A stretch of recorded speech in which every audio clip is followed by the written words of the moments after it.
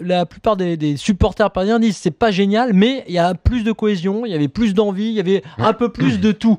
Alors sur un match pourtant très faible en occasion et en tir cadré, est-ce que c'est votre sentiment ou pas ? Ça dépend toujours d'où tu pars et où tu mets le curseur de ton analyse.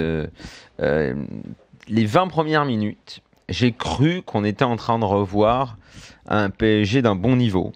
Parce que j'avais l'impression, d'abord, ils avaient complètement repris le ballon, ils étaient dans une maîtrise totale du match, et je me suis dit, tiens, c'est le début, enfin ça ressemble au début de match qu'on voyait avant, donc petit à petit, ils vont monter en intensité, et ils vont aller gagner le match facilement, puisqu'en face, en plus, il y a une équipe qui n'avait pas décidé de jouer au foot. Et il manque du monde en plus. Voilà, en plus, il était diminué. Donc je me suis dit, tiens, et puis ça n'a duré que 20 minutes, cette impression je trouvais que, pas de plénitude, ce serait exagéré, mais de grande maîtrise des Parisiens.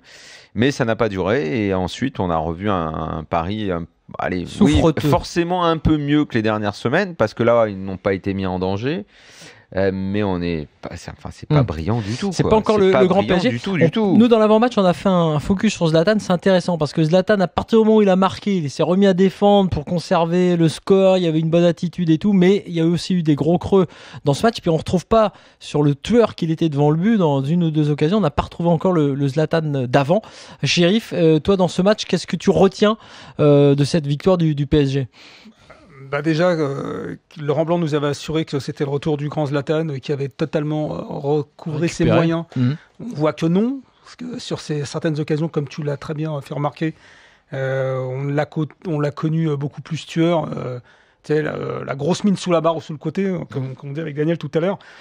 Et sinon, son action là. Ah oui.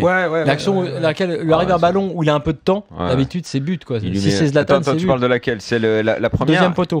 Ah oui, non, on parle de la première où il est lancé en profondeur.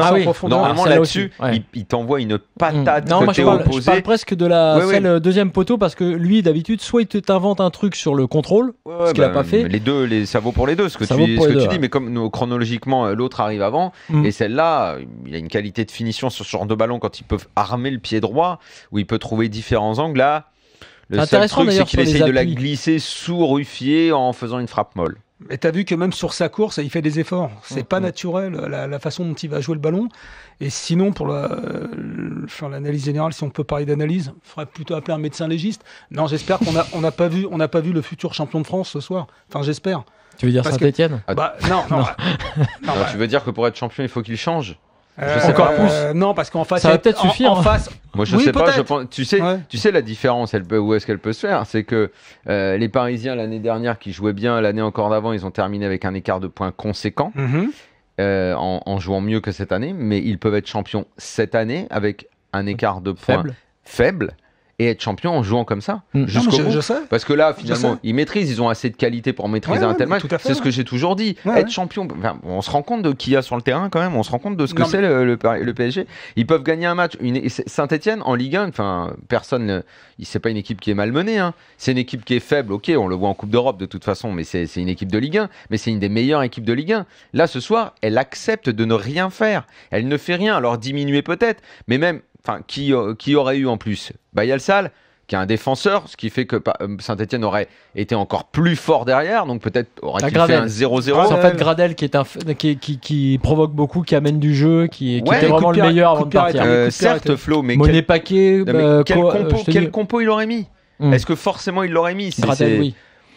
Les autres il aurait enlevé quelqu'un d'autre. En fait, il lui manque du monde, c'est sûr qu'il manque du monde à Saint-Etienne. Mais je suis pas sûr qu'ils auraient été plus emmerdants. Il manque Coad, dont tu dis souvent qu'il est important dans cette équipe. Il manque Cornier, il manque Monet Paquet, il manque Florentin Pogba, Gradel.